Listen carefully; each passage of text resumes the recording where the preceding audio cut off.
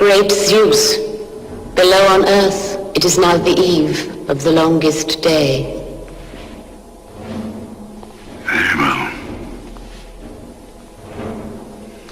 Release the kraken.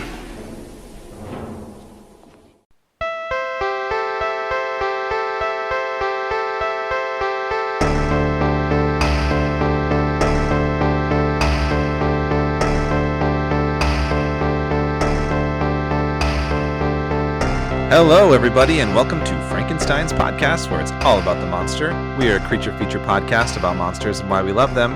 I'm one of your hosts, Joe Praska, and with me, as always, is your other host, Khalid Hussein. Hey, Khalid, how's it going? Good. How are you, Joe? Not bad, not bad. Real excited. It's been a minute, but we've got a special guest with us today. Yeah, we do. Yeah, last few episodes have been just Joe and Khalid, which is great, but it's always fun to get back into that guest game. And I'm going to bring him in right away. We got with us Adam Marek, who is a teacher and speculative fiction writer focusing on the intersection between the futuristic and fantastical. His most recent short story collection, The Universe Delivers the Enemy You Need, is currently out now from Comma Press. Welcome, Adam. Hi, thanks for having me. Glad to be here. Yeah, I'm glad we made it work. We've got like 3 different time zones going. So Khalid's like on the Pacific time in California. I'm in like Central time, Midwest United States, and then you're over in England, so British Standard Time, right? Yes, yeah. It's the evening here. I haven't quite got my cocoa out yet, but it's heading towards that time for me. Yeah, it's like midday over here for me. I actually have my kids watching a movie while we're doing this. Usually I do it after they go to bed, but it's they're excited. They get to watch K-pop Demon Hunters for the like 4th time. Which is that a kids movie? I thought that was like for like teens. No, it's probably for everybody. Honestly, I always say it's not a dig at the movie. The movie like slaps. It's really good. Okay. Yeah. I haven't seen this yet. I think you guys would like it. It's cool. The soundtrack's like pervading my everyday lifestyle because of the children, but it still slaps. Creating new obsessions. It absolutely is. So Adam, thanks for joining us. I do all new guests on the pod. I asked 2 guest questions just to kind of get your feel for like how you are with like monster stuff. Sure. Are you ready? Yeah, let's do it. First question is, what is your favorite monster in all of pop culture? And if it isn't the same, what would you consider the scariest?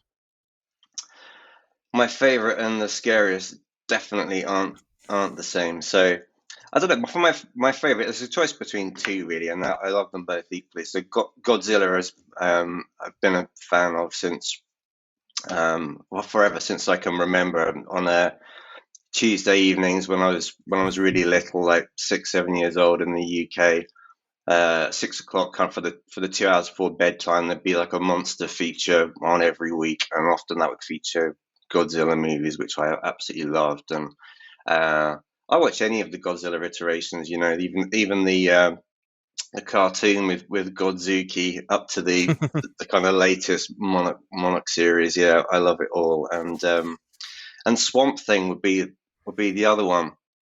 I've been reading Swamp Thing comics for a while. There haven't really been that many good kind of film adaptations of it, sadly. I'd like to see more of that, but I like the whole swamp aesthetic of Swamp Thing. I'm a big fan of swamps and marshes. The Dagobah scenes in Empire Strikes Back were always my favorite. You know, that's my favorite bit of the Star Wars universe. I'd love to go and hang out on Dagobah for a bit.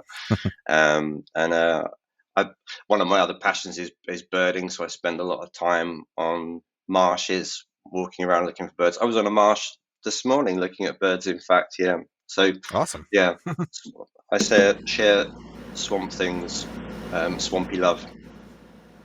that sounded really weird. It's okay. Swamp Thing, swampy love, though, is when Swamp Thing. I don't know if you guys are familiar with the stories, but when his sex for Swamp Thing involves feeding his partner a kind of psychotropic tuber that is growing out of his flesh. It's very cool. It's very weird. As an aside. Yeah. So is Swamp Thing your scariest or just your second most liked? Oh God, no, yeah. So the scariest. I've just got a general thing about zombies. I've always been Mm. drawn to zombie movies. I grew up in a family who were obsessed with horror. My mum, my dad, my aunt and uncle, even my nan and granddad would like read horror and what the big fans of horror movies. And so I watched a lot of really frightening things when I was very young, way too young. And zombies have just sort of stayed with me as like a really terrifying. I have really regular, recurring nightmares about zombies, but I really want to watch them. The Last of Us. I only just watched the Last of Us because I knew I was going to give myself nightmares, but it was just getting so many good things said about it. I couldn't resist, and I did watch the last two seasons in the end, and I only had a couple of horrible zombie nightmares. But yeah, so I have a weird relationship, but they're definitely the thing that freak me out the most. Whether they're kind of slow, lurching George Romero ones or the 28 Days Later, like charging at you ones, I just find them all equally terrifying, but fascinating too. That's a good answer. Yeah, I think I feel like there's an element of like almost hopelessness with zombies. I feel like you get where it's usually is equating with like the end of the world, and you're just like, well, it's either just live with zombies or be a zombie, I guess, right? So it's kind of a terrifying notion, and plus like the idea of being eaten.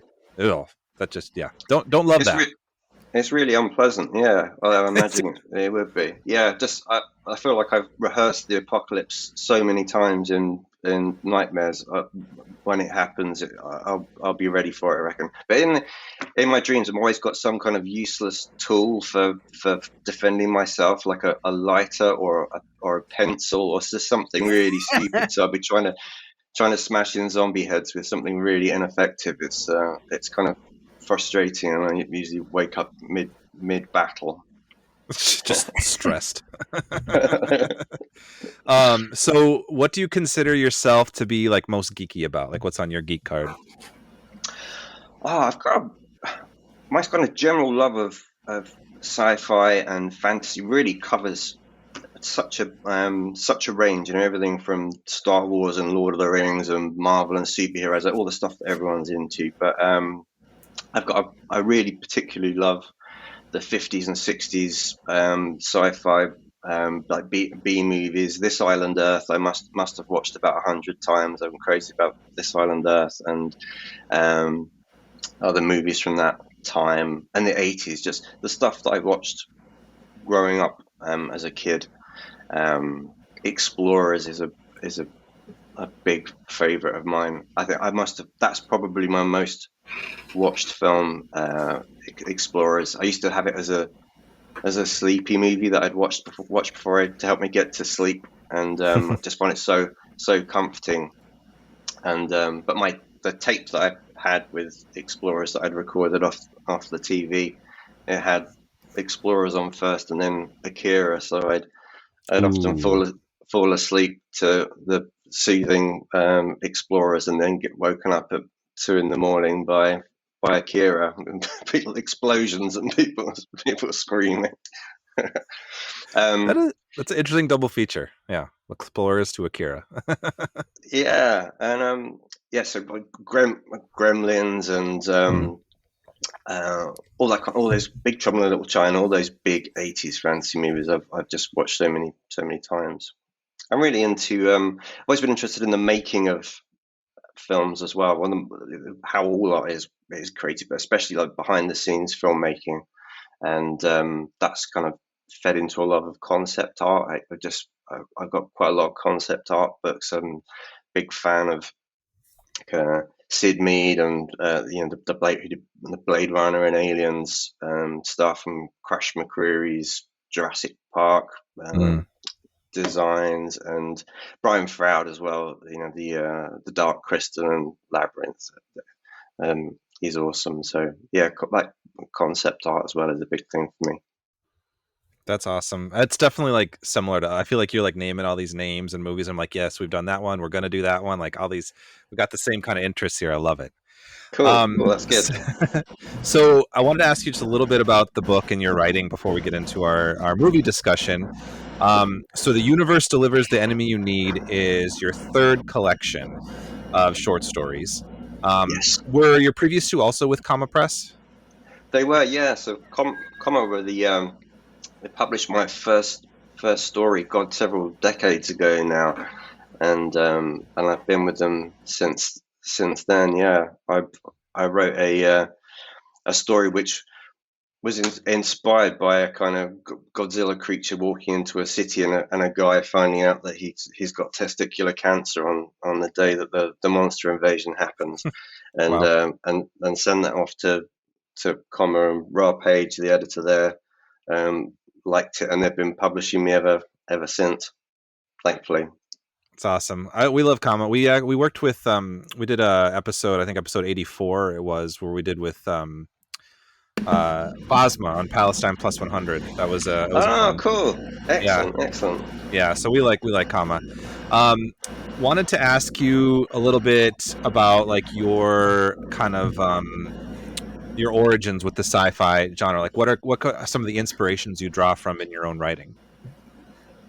Oh, well, so much of the stuff that I watched growing up has kind of gone into to leach into my story. So I like to write about, like real human emotions and relationships and the stuff that we all go through every day, being human beings on planet Earth. But they're always kind of through the lens of the fantastical or futuristic. So there are a lot of my stories feature robots, robot wasps, robot companions, AI going AWOL, AI personal assistants with their own agenda. There's lots of monsters in there. I've written several zombie stories, and buildings that grow out of plants. So yeah, my kind of love of science fiction and fantasy as a kid has just really shaped my imagination. But then, but also just like what you can do with the short story in particular. I mean, I think there's something really special you can do with the short story, with fantastical writing. And the kind of the big inspiration for that was Franz Kafka's The Metamorphosis, and I suppose Gregor Samsa in that, waking up and finding himself transformed into a monster was that would have to be another favorite monster for me, because it was the first thing that I read where it was a monster, but it was used to talk about real human experience, and it was that experience is so grounded in reality, and looks at the way people react to this monstrous insect like creature. So that was that sent me spinning off in a new direction and showed me what was possible. That's awesome. Yeah, Kafka's a good reference there. I think like you're saying with short stories, there's something special you can kind of do with it, where you could just you can get really weird with some short stories, because you're kind of in and out in some ways. Sometimes the bigger ones you don't get that as much of an opportunity, but I like the varied types of stories that you even specifically are able to do in your collections.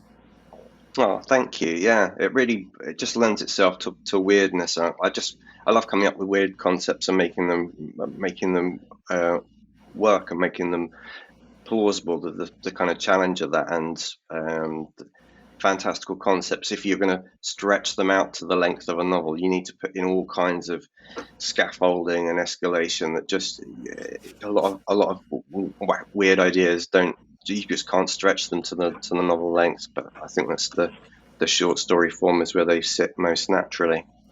Yeah, one of my favorite quotes on the back of your book, I think is it says The Independent. It says Early McEwen meets David Cronenberg, genuine unsettling talent. I think I love that kind of like those melding of those two names. Like that's a fun way to kind of like see what you might be getting into with some of these things. Yeah, I was big Cronenberg fan. In my late teens, I would just watch Cronenberg repeatedly. So that's definitely someone else who's definitely had an influence on my imagination. Would you? So for the people listening to this podcast, we're mostly like a creature feature, like monster based podcast. I know like there are quite a few of the stories in this most recent one that are like, tech stories, AI stories, and it's not entirely the case, but what's one story you would maybe point to the listeners of this podcast who like something that's like weird monster kind of story? What would you say start with that one if you like monsters? The last story in the book, Defending the Pencil Factory, which is kind of inspired by my recurring nightmares, but it's about a group of karate students, a bunch of kids who are out practicing, training, when a kind of army of zombies comes invading, and the only place they can find to shelter is a pencil factory. So they're holed up in there fighting off these legions of zombies with pencils, like your dream, like I've often find myself doing. Yeah. Awesome. Yes, that is a good one. I like. Some of these definitely like verge into the horror world. I'm not just like solidly sci-fi, but I think that's a really fun element of it. So it's a really cool collection, and I'm excited to see. You got anything else in the works coming up after this?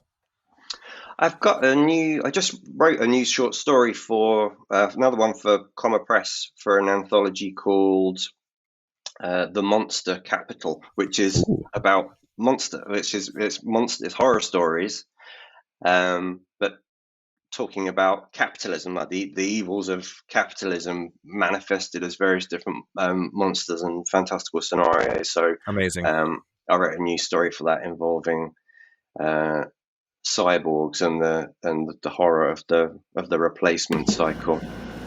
Interesting. Okay, so monsters as a metaphor for the dangers of capitalism. Love that. Really looking forward to that now. Yeah, it comes out. I think it comes out in October, something like that.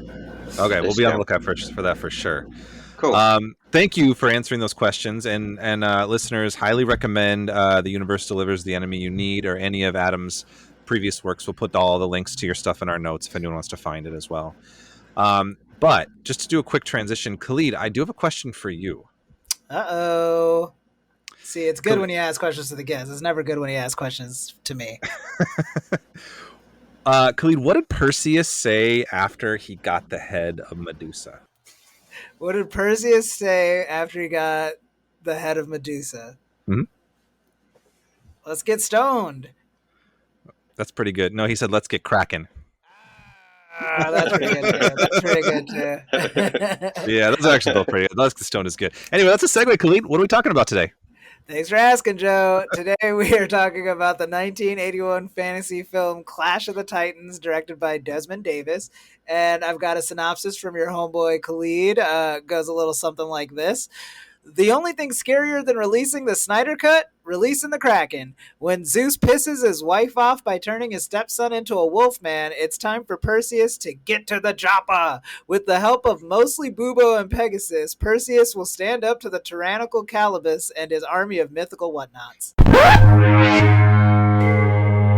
What a monster. They're creatures of the abstract that live off potential energy. It's alive! Nice, Khalid. Thank you. Yeah. It's like you're an expert at Greek mythology now. I mean, about time. All right, so a little bit of background about this one before we kind of dig into it. Definitely not the first like major Hollywood pop culture picture to dabble in like Greek mythology, but I would say it's still kind of one of the biggest ones at the time. I think Hercules was already kind of a popular character for movies. Ray Harryhausen, who did the effects for this, had already even worked on Jason and the Argonauts from the 60s, which is also Greek myth.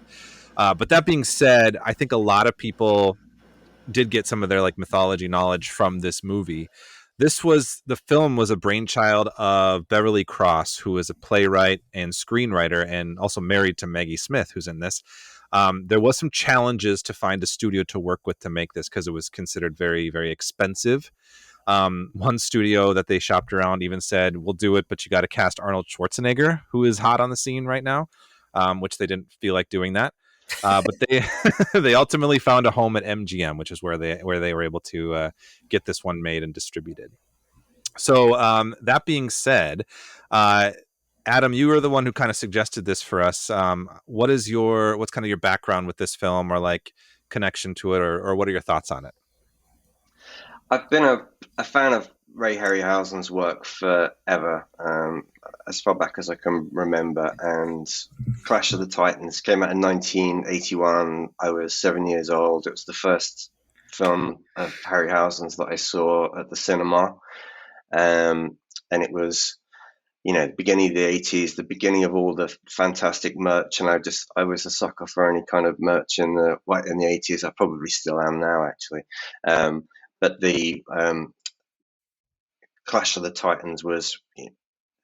I even ate loads of crisps because of Clash of the Titans. So in the UK, we had there's a brand of crisps called Monster Munch that, and if you ate enough packs of Monster Munch, you could cut the little tokens off the back of the packets and send off for some little badges of the creatures from Clash of the Titans. So I ate loads and loads of Monster Munch over that summer, and there was like a magazine called Lookin'. There was like a pop culture magazine at the time that did a graphic novel version of it that was actually based on the script rather than on the film itself. So it had a couple of extra things that were done differently in the graphic novel to the film, like Medusa being killed in a different way, which was interesting.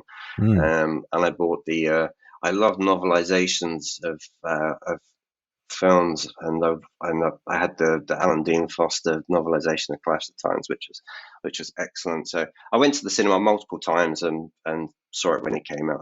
It was just the most exciting thing that summer.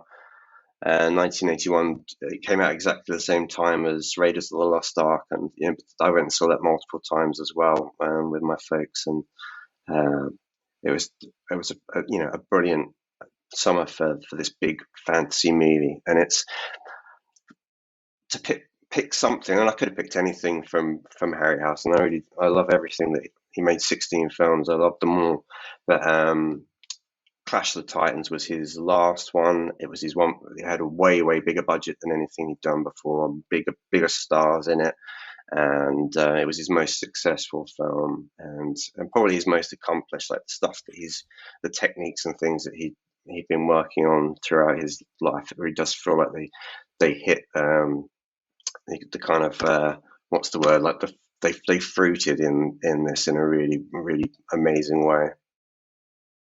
Well said. Yeah.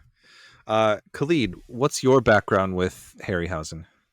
I think really it's just the Jason and the Argonauts. Okay. I don't think I've seen much else. Like that was kind of like everybody got to see that in high school, at least in our time. And I like that a lot. And so getting into this, it definitely evoked a lot of Jason and the Argonauts, but had that benefit of like 20 years later, what you could get away with and what you could do. And it's certainly a lot more ambitious. I enjoyed it a lot. I am a sucker for like faithful adaptations of like Greek mythology. So like making Zeus just like this like horny weirdo is you're always gonna win me over when you go that route, because like that's like what's interesting to me. And this time around, like seeing a story like that, I was like, oh yeah, like those were like the OG billionaires, you know what I mean? Like just by virtue of like they have access to or like powers that the average person doesn't. We just kind of like attribute greatness to them, and then like you hear them talk and it's just like, oh yeah, one time he tried to be a cuttlefish and like see if I'd hook up with him. And it's like, all right, so you just have powers. Like I don't think we need to like give you beyond that, like that much more benefit. But yeah, this is a fun dive back into Harryhausen. I'm a fan of the writing. It definitely evokes like Shakespearean writing, like just the older playwrights. And yeah, like I said, the action was just so ambitious. I was very amused by Bubo, even acknowledging that he might be an R2D2 ripoff. And yeah, it all just really worked right up until the my favorite sequence, the fight with the Medusa. That all just was like just executed so well, and visually, I think that the director Desmond Davis did a really good job of making the set pieces distinct and memorable for different reasons, which was really fun to watch. But yeah, I mean, just overall, I'm a Harryhausen fan. I'm officially jumping in. I was a admirer. I'm upgrading myself to fan. How about you, Joe? Well, What did you think of this, and what's your relationship with Harryhausen? So this is actually one of those movies that I rented from the video store when I was a kid, like a couple times. It was a blast. I loved it. I also was a big fan of Valley of Gwangi. I think if I'm saying it right, the dinosaur one. I remember watching that a yeah, ton. I love that one. And of course, some of the Sinbads and the Jason the Argonauts, I've seen those. But I think this one was kind of the one that stuck out the most to me usually because I just think it is so much more grandiose and has this like epic scale. Like the budget is certainly felt. And like the distinct monsters are so fun and unique. I wrote down almost exactly what you were talking about, Khalid, with the gods. Like the stuff with the gods was so much more fun to me like as an adult. Now I think as a kid I was like, whatever, they're just they're just talking. But like just seeing like them just be like salty bitches to each other and like like It's like Real just Housewives. it's so fun. Yeah. And it's seeing these like just like these classically trained actors like Laurence Olivier as Zeus or like Maggie Smith, like just doing like this drama. And you could tell like they're on those guys were all on one set. Their stuff probably took like a couple days and that was it. Like, but it's felt throughout the whole movie. The presence is felt and it's just so much fun. Like I loved all of that. Like this just seeing how the playing with the mortals is just a game to them kind of. I thought that the effects were super fun, very charming. I was reading that at the time, because this is like 4 years past the first Star Wars, like the sort of Harryhausen style, like stop motion was kind of almost considered quaint at the time by some people. Special effects had been different. So this was like his, Adam, you mentioned his last movie that he made, but it's just a yeah, different look, right? yeah. I think afterwards, some of the reviews had said that it had kind of described it as quaint and referring to it as kind of something from the past, It's and like yeah, nostalgic almost. Yeah. yeah, exactly, and stuff like Empire Strikes Back. I think maybe even came out. Was it 1980? Empire that maybe came out the year before, and like Phil Mhm. Tippett was doing stop motion, but he'd taken it another level with the go motion where he'd introduced blur to make it look even more realistic. But I think special effects had moved on, and he realised that, and that was part of his decision to retire. I think, and Yeah, because he'd been doing it since what was like 50 was 53 his first movie, like 1953. it was I think. something like that. Yeah, he apprenticed under Willis O'Brien. He did the effects in the original King Kong movie, Mm. and yeah, he did the bulk of the effects for Mighty Joe Young. So ever since the black and white days, so he had a really long career. Yeah. So a well-earned retirement. I had read also that they had planned on possibly making a sort of sequel, maybe not even like a full-on sequel, but like a spiritual sequel. It sounds like it was Force of the Trojans was the planned title, but then he just kind of decided to retire instead. Yeah, I think they got a script written for it, and he did. Harryhausen did all these fantastic concept drawings for all of his films. Like key set piece, very detailed charcoal and pencil drawings to sell the idea to studios, and so he'd already started visualizing some of the stuff for Force of the Trojans, but I don't think they could get funding from any studio. They couldn't get studios interested because Mm. things had maybe moved on, and they just didn't. They wanted more Star Warsy things than Greek mythology things. So yeah, it never one of his unmade movies. Right. Yeah. I will say, like watching it now, like it is. I mean, I feel like the effects really are cool to watch. They like seeing that stop motion vibe. Like it's really exciting. The only thing that I feel like is the thing that holds up the least, I think, is like how they do sometimes the superimposing, where like I think about the fights between Perseus and Calibos. Like that was really interesting to look at. That almost felt like a precursor to how sometimes like we now have to watch like people fighting with like CGI creatures. You know, they don't actually know what's in front of them, but like there's almost way more artistry with this version of it in a sense. But it's just like it just looks. It's interesting to look at, but you can tell like that person's fighting with like nothing at this moment, and they putting that in later. I think the tail really shot them in the foot with Yeah, Calibus. You yeah, know, it was 'cause ambitious. It's ambitious. everything else about him is practical effects and it looks great. And then like you zoom out and it's just like the stop motion thing with a tail that's like somehow the tail is the only thing that looks real. Yeah, yeah. I mean, they almost could have stuck with just the guy in the suit almost, but the I tail think had its own. I understood it immediately. I was like, yeah, he's cursed. The tail wasn't like the make or break on if I thought it was a cursed being. Yeah, right. Do you guys have okay, so I think this movie is filled with lots of like kind of cool, like iconic shots and moments. Do you guys have any like favorite moments that really stood out to you? The Medusa scene is just the absolute, it's the best. I think it's my favorite like Harryhausen scene out of all of them. It's just the technical achievement of it, but as a kid watching it was really really scary, and the music and everything, the sound of that rattle, and any scene with Bubo in it, I love Bubo. He's the hero of the movie for me. Boobo rules. Yeah.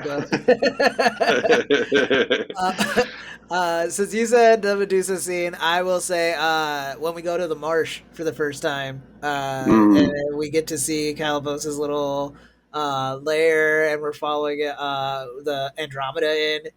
I loved everything about that. It was just so well done. I loved the build up to getting to Calibos, even about, with everything else, with like the cavemen that are all like smeared in dirt, and I don't know. It really, that was probably the first time in the movie beyond besides like Olympus that I saw like something that felt otherworldly and like in a very like intentional and like eye capturing way. He really captures and there's a lot of combining stop motion and live action, all the way through the film and real humans interacting with stop motion. But in that when they first come to the swamp, it's really subtle. But the giant vulture flies in with the cage, and a real alligator is on the thing, and as the vulture drops down, the real alligator is scared off of a log, and it's like an animal responding to a stop motion animal. It's just really super plausible. Just really really immersive. Yeah, I love that too. Yeah, that was cool. I was thinking too, like I was just a little bit critiquing some of the superimposing, but like the scene of Andromeda walking to the cage with the vulture like on the ledge, just that looked really good. Like that for some reason that just like I remember watching that and being struck. I was like, this just looks amazing. Like how do they even do it, you know? I love the matte paintings. Oh, I always love matte paintings. Yeah, they need to bring those Always. back. I agree. You guys brought up like two great moments. I want to bring up one of the parts that I feel like this freaked me out when I was younger, and I think now it didn't freak me out as much, but it was a fun scene. The one where like the Thestis or Maggie Smith's character, what's her name? Is it Thetis? Thetis? When her like the giant head from her statue falls off, and she talks through the severed statue head to them to threaten everybody. That ruled. It is monstrous, isn't it? Yeah, yeah. It's just a really big scary face, really giving them a good telling off Right. at the what's supposed to be a really happy moment. That could have been the ending of the film if Cassiopeia hadn't insulted Thetis, then that would have been the end of the movie. It would have been a short film, but Totally. she went and threw that in, and then paved the way for all these other monsters and adventures that followed. I kind of felt bad for Cassiopeia a little bit. Like I feel like you say that, then you just your whole town gets threatened. Like I feel like I'd just be like so embarrassed. She was just really excited in the moment, wasn't Right? she? Her daughter was getting married to a handsome prince, and finally the curse is going to be lifted from Joppa, and it's all good. And she just leaned into it a bit too heavily, and She did. I mean, there's hell to pay. Obvious hyperbole, but Tetsis was definitely looking for something, right? She Who was like, among us, who among us hasn't been there? yeah, compare your child to the gods, right? You gotta. Everybody does it. It reminds me of that tweet or whatever. Have you seen it? Where it's like, RIP to everybody who thought they were better than the gods. I'm different. I'm different. A lot more humble. Maybe even more than the gods. Maybe Exactly. I also will say this isn't like any particular scene. Just like I love the catalyst of like Zeus is just like this deadbeat dad, and like he kind of just like has like franchise children all across the land, and like once they start to like really blossom and show potential, that's when he's just like, all right, this is our hero now, this is our guy, let's make sure everything works out for him and him alone. And it was just, I don't know, this is no different. I mean, I will say it's interesting that you say Harry Hamlin was almost replaced with Schwarzenegger. That would have been interesting. I don't know. That's one of those like casting what ifs that really I'm dwelling on. Well, I think that like, so it's one of the big things is, so Schwarzenegger played Hercules in one of the Hercules adaptations at one point. And I think like there is pretty distinct differences between like the idea of like what Perseus is kind of represents as a hero versus Hercules is kind of like, strength and brawn. And I think Perseus, the emphasis tends to be a little bit more on like outsmarting and trickery, like with the whole like reflection on the shield to defeat Medusa, and like, using Medusa's head to defeat the Kraken, like instead of like fighting, just like straight up fighting, it's like finding these like ways. And so I think that I can't speak for the creatives when they chose not to specifically go with Arnold, but like I think they're kind of like, we don't really want a big bodybuilder type for this because it's not quite who Perseus is meant to be. That was my understanding. I'm just saying, you're gonna have me fight a Kraken. I would love to be a bodybuilder. You know what I mean? I mean, I would like to see that. Yeah, I would like to see that. Yes. Not to mention, like, I'm sure they hadn't seen it because it didn't exist yet, but Predator clearly proves that Arnold Schwarzenegger can play a crafty hunter just as much as a brute force figure. True. He totally could. Could. Medusa versus Predator would be an awesome film. That's a mashup I'd love to go and see.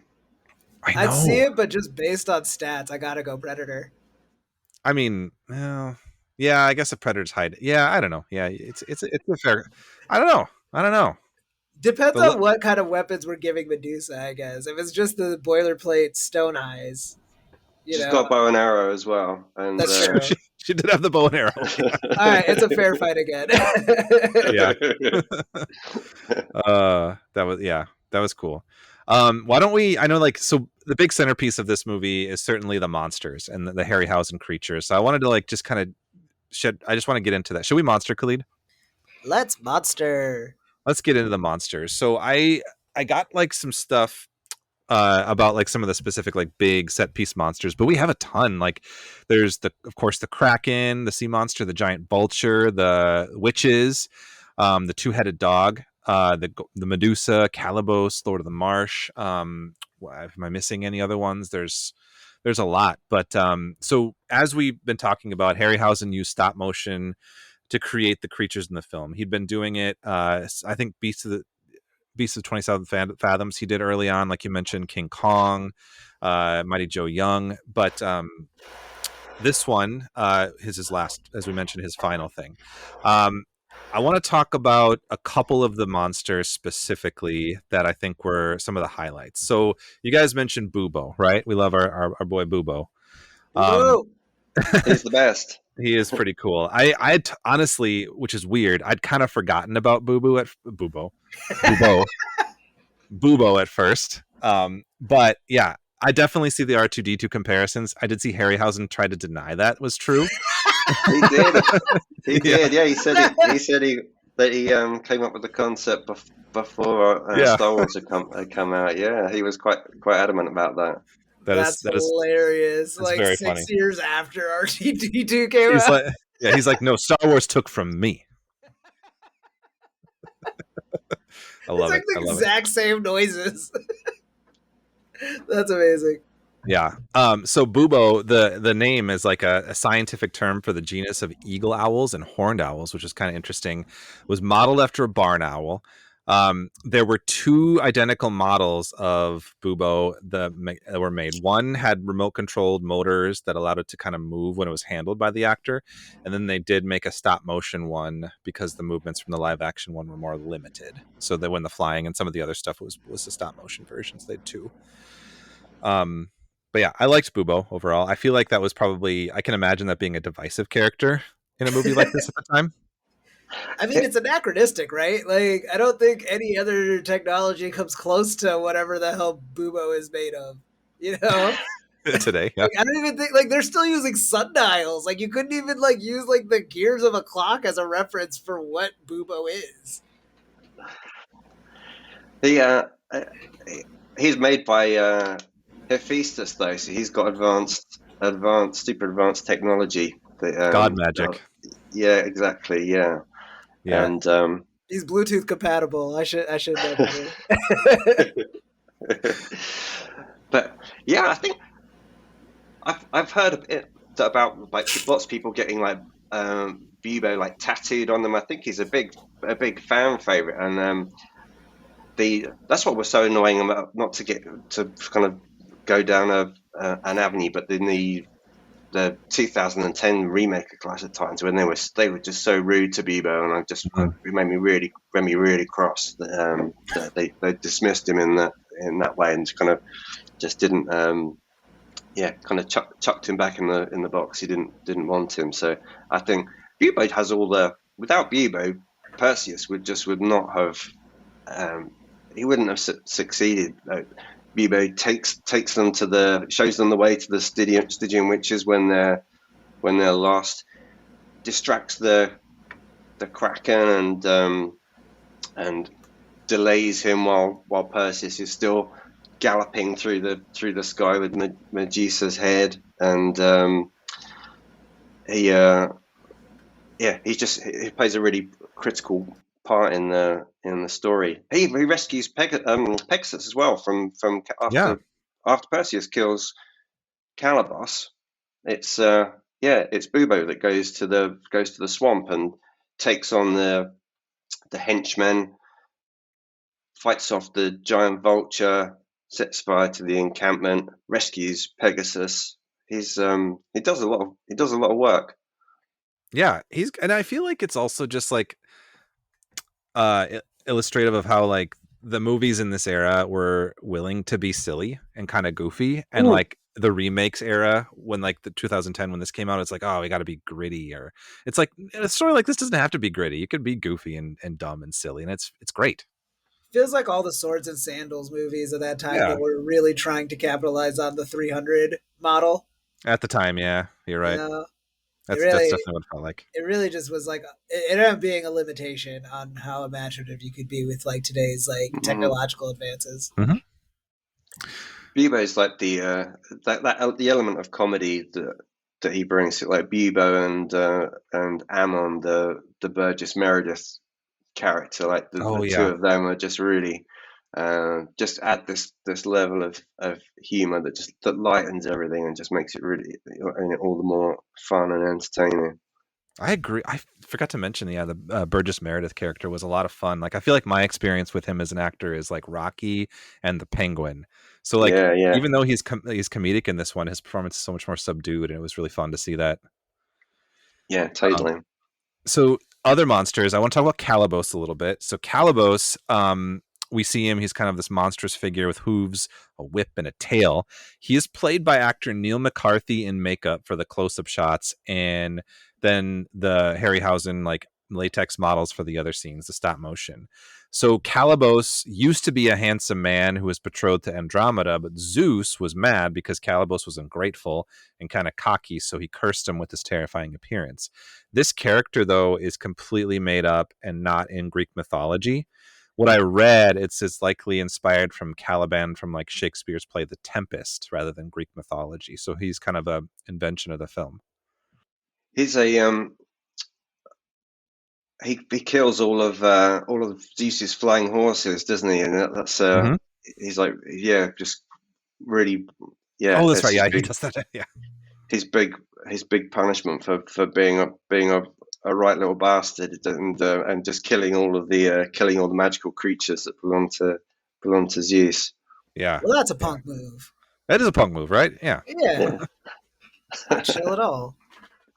I did find it interesting that Calibus was like, he kind of looked like an African American man to me, or not American, I guess. He could have just been a black man or an African man, but like his skin's darker too. The hair that they chose to decorate him with was like, like in the right light, you were like, this could have been played by Richard Pryor. And I don't know that it meant anything other than they were just trying to differentiate him, but I did pick up on that with Calibus's design.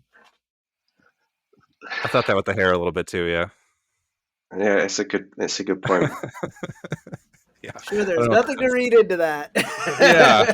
Cursed to look like Richard Pryor. Oh man. Cursed. Jeez.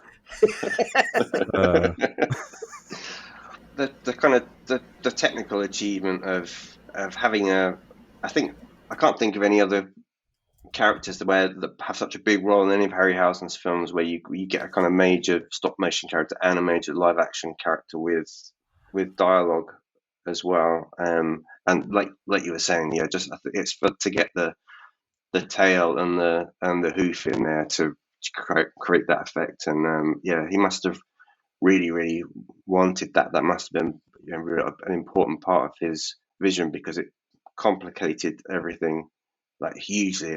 To have all those combination scenes, the fights that you mentioned, just lining all of that up must have been insane. Yeah, it does seem. I mean, I think the initial plan was to not have Calibos have any lines at all. Like, but then they decided to give him some dialogue, so they actually had to cast an actor for some of those scenes. And he's got great dialogue, Neil McCarthy, the guy who plays Calibos, has got the most astonishing voice. He's got this really deep voice that's kind of switches in some points from this really menacing to really like melancholy when he's kind of begging Andromeda to love him again and to take pity on him, and it's definitely a good move to make him more of a character because he's super entertaining to watch. Yeah, he's more interesting that way for sure. More interesting than Perseus, in my opinion. You're not a Perseus fan. I don't. It just you couldn't have made him harder to root for. Like this whole thing is like he got banished to an island because him and his mom are like too hot and awesome, and then we just get like a montage of him like learning horsey tricks before he gets like teleported to his adventure, complete with like weapons from the gods. It's just like you got that versus like this dope ass dude that like had the nerve to like insult Zeus. That's interesting. That's something. And he doesn't let being turned into a monster stop him from trying to betroth the baddie. Like there's a lot to respect. Yeah, it's like there's been like these book adaptations not too long ago. There was a trend I think to see like Beowulf from the perspective of Grendel the creature. Like it'd be interesting to do this story, but almost from the perspective of Calibos. Yeah, that would definitely work. Like in some of these like the Disney retellings where you're taking the baddie's point of view, like doing a Maleficent with Calibos. Yeah, I'd love that. That would be fun. So the other two monsters I want to highlight here, I want to talk about Medusa and the Kraken. I'm going to talk about Medusa first. So Medusa, this Harryhausen version, like you're saying, Adam, it's like one of the most recognizable characters I think that Harryhausen has done. I read a small piece from this historian, Stephen Wilk, who suggested that most people in pop culture know the story of Pegasus and Medusa specifically through this movie, which led them down the alleyway of learning more. So this is kind of like what has brought that kind of into the pop culture dialogue at the time. So she was stop motion. In the film, she's a priest of Aphrodite and was very beautiful. However, was seduced by Poseidon. They made love in the goddess's temple, which angered Aphrodite, and she punishes Medusa by metamorphosizing her into a gorgon and banishing her to the temple of the underworld. She does have snakes for hair. The actual myth version is just like has regular legs rather than like a snake tail. And in Greek myth, she was one of 3 Gorgon sisters, and Pegasus was born from her blood. And that's a little bit of a difference too that we didn't see in the movie. But anyway, that being said, I do feel like you guys are absolutely right. Like that was a centerpiece highlight sequence for me of this movie. Like the whole like defeating her through the reflection, like seeing the people turn to stone, like even just like her slow crawling down the stairs, like the animation of that was just absolutely stunning. Oh, and I love the inclusion of red shirts. You know, No, I know. I was thinking the same thing when they come out. Like, these guys are just there to die, aren't they? never have people been more set up to be killed. Yes. Yeah. So like the one named aren't like soldier guy like stays back actively. He just sends like the unnamed ones with helmets. Yes, but the sound and the lighting in that scene really just make it something particularly amazing. Like the soundtrack where you've got that weird harps. I can't think of any other soundtracks using a harpsichord, but where you've got the it was much more sinister than the way I just made it sound. But and the sound of the rattle. The first thing you see of her is like the shadow of her rattle and that sound, and then because when they're in the temple and it's all lit by torches, that's the only light in there is these flaming torches, and then to kind of embed Medusa properly in that setting, he'd animated like flickering firelight on across her skin by having some kind of like colored filters in front of the lens, and he would turn this dial so you'd have to create the flickering light like frame by frame, and as he was moving her all her armature, all pieces of her armature. And it's when you see those shots of stop motion Medusa against a really filmed background of real firelight and them kind of moving at the same time, the flickering, it's just amazing. And a kid watching that scene that didn't appreciate it, I just really believed in it. But now, like later on, having watched it lots of times, just appreciate what a marvel it is to have been able to do that with practical effects. It's incredible. Yeah, well said. It's a marvel. It's really it's so cool to watch. Have you both seen the remake? Yeah, have you, Adam? Yes, I have. Yeah. The remake is CGI. The Medusa is in that one, I'm pretty sure. How does it compare? Entirely. This is way better. Right? Like it's so like the CGI is of course polished and looks fine, but there's just like it's just a timeless element to this version, that's just so cool and unique and interesting. Definitely the more iconic one, I can assume. For sure. Yeah. I don't think anyone's going to be talking on a podcast in 40 years' time about the Clash of the Titans remake, but there's a good chance people will be talking about the Harryhausen one still. Yeah, they were detailed but lifeless. That's the thing about Harryhausen's creatures, is he just imbued them with so much life. He's the performer, and it's just him and his vision and he's controlling everything, and it's one person's imagination and not a team of 100 special effects people rendering different parts of the body and being in charge of different bits. It really is. It's him. Like all of his monsters are Harryhausen. He's breathing life into the clay like a god. Exactly. Yeah. I think this was like one of the only movies where he like had an assistant, wasn't it? Like I think he did almost every other movie by himself. That's right. Yeah, he had 2 assistants on this, but before he had none. I think that was one of the things that led him to retire as well. He just realized he couldn't, the way filmmaking was going and what studios wanted and the kind of level of special effects people wanted, that there was no such thing as one person working for 18 months animating in a studio and sleeping on a bunk bed in the animation set. And he didn't want to have his vision kind of dispersed by being in charge of hundreds of people. He just liked the process of making it himself and being a sole creator. And that time was just it ended with Harryhausen. Yeah, it's very interesting. So the last one I wanted to talk about was the Kraken, big kaiju-sized sea monster responsible for the destruction of numerous towns and everything. Seems like the pet of Poseidon. So in this one, the creature is kind of depicted as this like massive, like green, grayish kind of beast with like a lower body of a sea serpent, kind of almost merman-esque. The creature effects were created mostly with stop motion photography. There was a physical monster model, and I think there were technically 3 models. There was a full-size 4-foot-long one that was used. There was a close-up of the torso that was more detailed. And then there was a large 15-foot one that they used for underwater sequences. And that one was apparently really challenging to work with.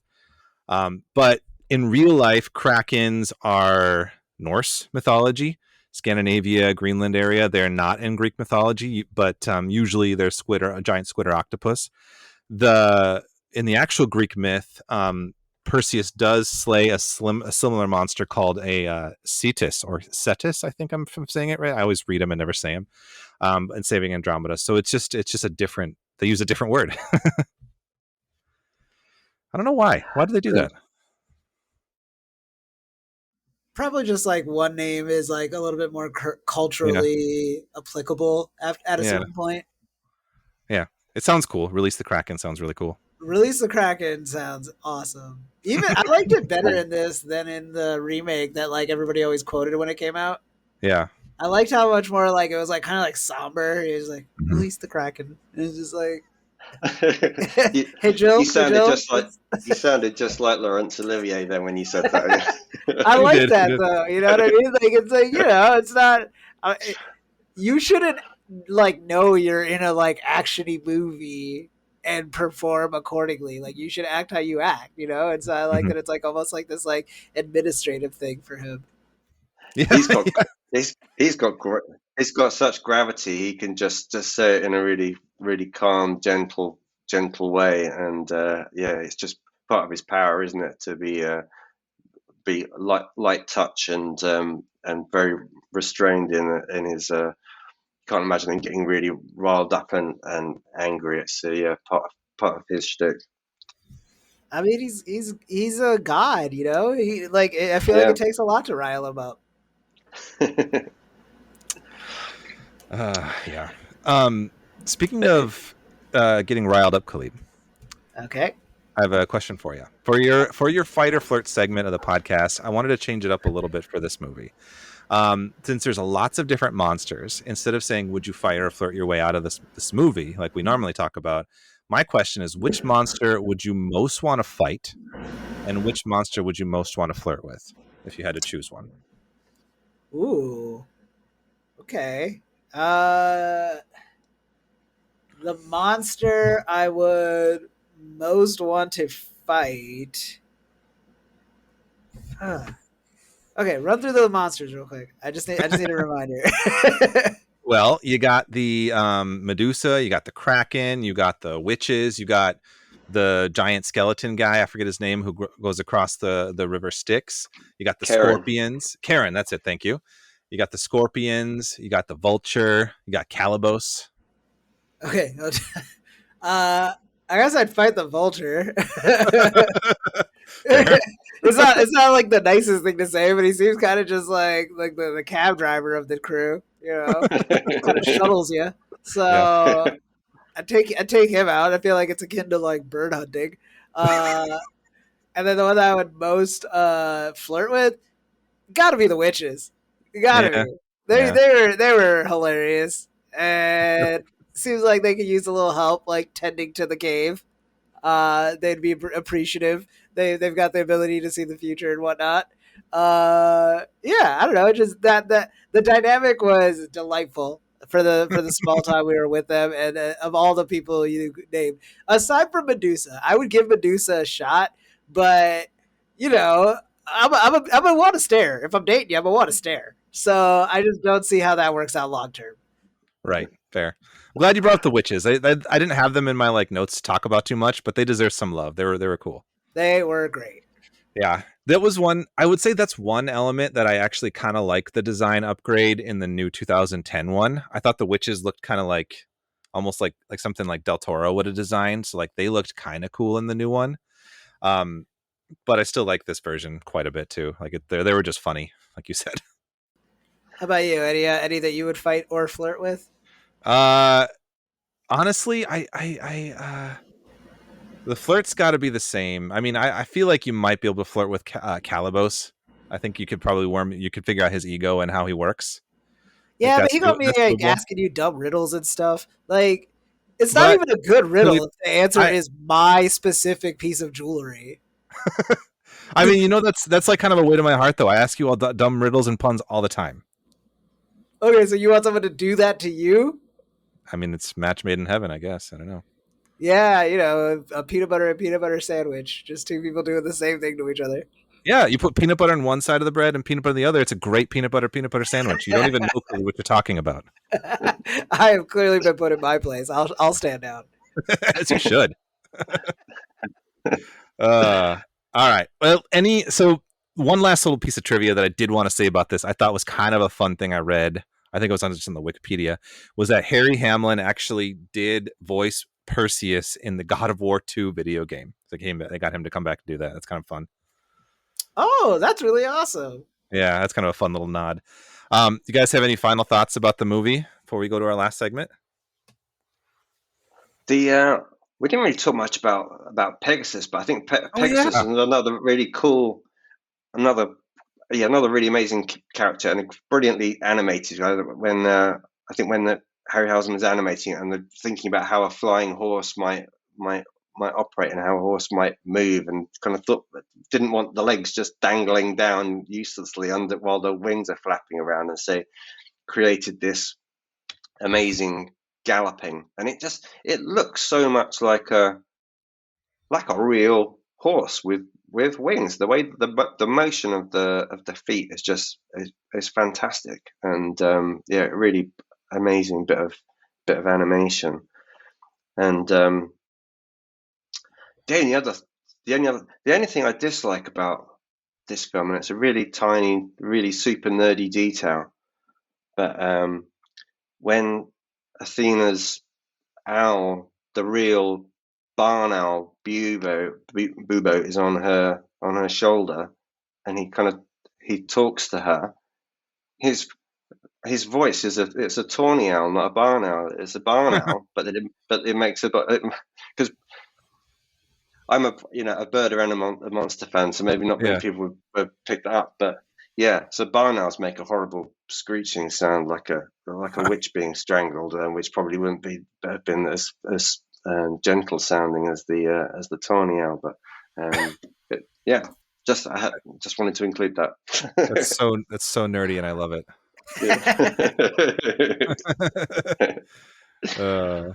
Yeah. How about you, Khalid? Any final thoughts? Justice for Bubo. I don't know if I'll ever watch the remake, knowing what a mockery they make of him.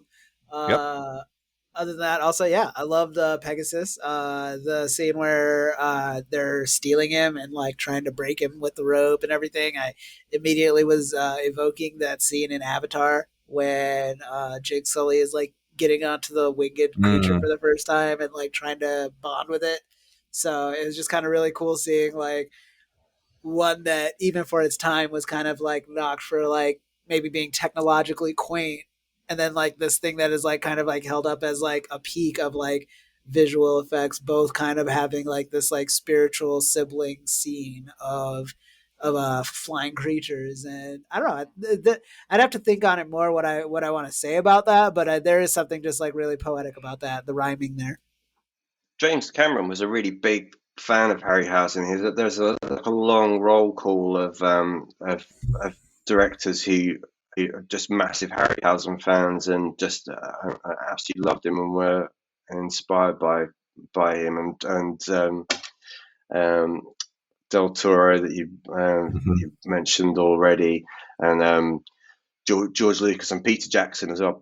Peter Jackson's first animated film that he made was he just copied a scene from one of Harryhausen's Sinbad movies. So yeah, he's had an amazing legacy and inspiring a whole generation of filmmakers, Spielberg and Lucas as well. So yeah, the Avatar comparison was a really apt one. Yeah. Yeah, well said. Well said. Great movie overall. I'm glad you suggested this one. This was a fun one to really dig back into. Before we close out, we have one last segment we always do on the podcast. It's called our What the Fandom segment. And then we just share one or two things, or in Khalid's case, sometimes three things. It's been literally years since I've done 3. Yeah, that we're just into at the moment that may or may not have anything to do with monsters or what we talked about. Usually let our guests go last. Khalid, why don't we start with you? What the fandom with you this week? Thanks for asking, Joe. My What the Fandom this week is going to be Tyler, the Creator's album, Don't Tap the Glass. It just recently came out, I believe like the 20th of July, something like that. And it was kind of a surprise release. There wasn't much fanfare or anything. He had just released an album last year, so people weren't expecting anything. But it seems like he was just infected by like this desire to make a dancey, like club friendly album. Which if you listen to Tyler the Creator, that's not really like his repertoire or like his wheelhouse. So it was cool to see him get experimental in this way. And it's a breezy 30 minutes. He's got songs like Stop Playing With Me. And, he's got old time collaborators like Pharrell, some new ones like this artist Yeba. And yeah, he just really delivers in that way that is like really nice to see from somebody that is so far into their career as an artist, of just like, oh yeah, you can still find ways to like make this exciting for yourself and for your fans. So yeah, highly recommend if you're looking for something a little dancey, just like quick breezy listen. Don't tap the Glass is out now. And Joe, what the fandom with you? Thanks for asking, Khalid. I'm gonna go with two small things, maybe two. Yeah, two. The first one I want to say, I watched a movie on an airplane. The family and we went to Edmonton up into Canada, another Canada trip for some family photos actually. But on the plane ride, I watched this movie called Freaky Tales that came out just this last year. I don't know if you heard of it, but it's got Pedro Pascal and Ben Mendelsohn's in it, are some of the big actors. But it's really a bunch of people, kind of a ensemble. It's like four-ish stories that take place one night in Oakland in 1987. There's like a light supernatural element that's got this anthology vibe that kind of almost feels like a little like Pulp Fiction-esque. Like this, it's an action movie, but there's a lot going on. It's I don't want to say too much because I feel like it was really fun to go in not knowing much, but it's got this like throwback kind of vibe, and I really, really enjoyed it, and would absolutely want to recommend that. So I think that was a lot of fun. If you like classic kind of like anthology movies or just like kind of old school like action flicks, like it's kind of got that. There's also like a great like beat up on Nazis like scene sequence that's always earns points for me. It's made by Ryan Fleck and Anna Boden, who did the first Captain Marvel movie, so it's kind of interesting background. So I highly recommend Freaky Tales. The other thing I just wanted to shout out, we just saw Nicole and I yesterday. We got out for a date night, which was really nice. It was kind of a date afternoon movie. We saw the new Superman movie, which doesn't really need plugging, but we're both big fans of James Gunn and the work that he's doing. He brought some really interesting stuff to Superman. So if you haven't gotten a chance to see it, it's great. It's like kind of corny, but like kind of perfect for what I think Superman needs to be. It's weird in a way that I think James Gunn does really well, where he kind of balances like gut punch moments with like humor, and it never feels like forced. It just all feels very endearing and well thought out. So would recommend going to check that out. Also, just like going to see movies in the theaters. Been trying to do that a lot more lately now. It's been fun. So yeah, Freaky Tales and Superman. How about you, Adam? What the fandom with you? I'm reading a book at the moment by one of my favorite authors, Karen Russell. So it's her new one. I've been a fan of Karen Russell's work since her first short story collection, St. Lucy's Home for Girls Raised by Wolves. This new one it's a novel. It's called The Antidote, and it's set in like 1930s, like the Dust Bowl, ecological agricultural disaster when there were these huge dust storms that knocked all the crops out. It was a big period of depression in the States. So it's a real historical moment in time, but she's taken a fantastical look at it, and in this made up town called Oz of Nebraska, in Nebraska, there are prairie witches, who are these women who can store people's memories and secrets in the kind of vault of their unconscious. The main character, who's called the Antidote, she has like an ear trumpet, and people can whisper secrets and things they want to get out of their own consciousness, and store it in her vault. She doesn't know what she's got stored in her head, so she's got like a whole town's worth of secrets and memories stored inside her. And the book is about the impact that the storm has on her special ability, and the consequences of that. So it's it's terrific. I didn't really know much about the kind of the real Dust Bowl events, but it really kind of evokes that time very well. But it's also super fantastical with witches. There's a sentient scarecrow in it as well, which feels very Howl's Moving Castle. So it's great. I'm really loving it. Cool. That sounds amazing. Yeah. Yeah, definitely adding that one to the list. It's super cool. Well, anyway, thank you so much, Adam. This was super fun chatting with you. It's fun to have a guest back on the podcast again. Really glad we got to talk about the book. I got a chance to look at it. Is there any like places people could find you if they wanted to see more of your stuff? Probably the best place is my website, which is adammarek.co.uk, and I'm on social media, but I don't post very often. So my website is probably the best place. There's more information about my books as well on the Comma Press website as well. commapress.co.uk.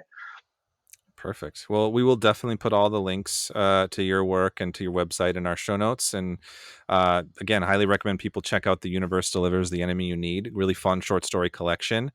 Real quick, before we close out, Khalid, before you take us out, I did wanted to just shout out, we have a couple new patrons on our Patreon, which is always fun. Joel H. Brewster, friend of the podcast, joined as a patron, and we also have another new one, Catherine or Kat Silva, who's an author, has a new book coming out, just joined our Patreon, and she'd reached out as well to say she'd becoming a big fan of the show. So just wanted to thank those guys for joining us, and I just wanted to shout out that the folks who've left us some like nice reviews on like Apple or where they find podcasts. We haven't had a review for a while, actually. So if anyone wants to do that, that would be super cool and get us into more people's ears. So yeah, Khalid, you could take it away. Thanks. Yeah. And just piggybacking off of Joe, the Patreon is a great way to support us if you're enjoying what we're doing. We have our tiers $1, $3, and $7, right, Joe? So thank you to everybody who is already a patron, and any money you give us goes right back into just making this a better listening experience for everyone at home. It's helped us get gear in the past, and just optimizing on our podcast subscriptions in terms of like hosting and streaming it places. Please just support us. We love doing this for you. It's a labor of love. And for those who do join the Patreon, when we manage to actually have the time, we do add Frankenbits to the Patreon. So you do get exclusive extra episodes that the regular listener may not. So a little incentive there. Thank you, Adam, for joining us. Also, this was just such a great discussion. We enjoyed your book as well. Thank you. Thank you so much. It's been a real pleasure to come and chat with you guys. Thank you for letting me into your Monster Lounge. I'm a big fan of the show. I love what you guys do. So it's been really fun to get to meet you and chat with you. Thank you. You're welcome back anytime. We'd love to keep talking with you, especially just about birding or Godzilla or just about any of your many other awesome interests. And thank you all at home for listening to another episode of Frankenstein's podcast. Until next time, creep it easy.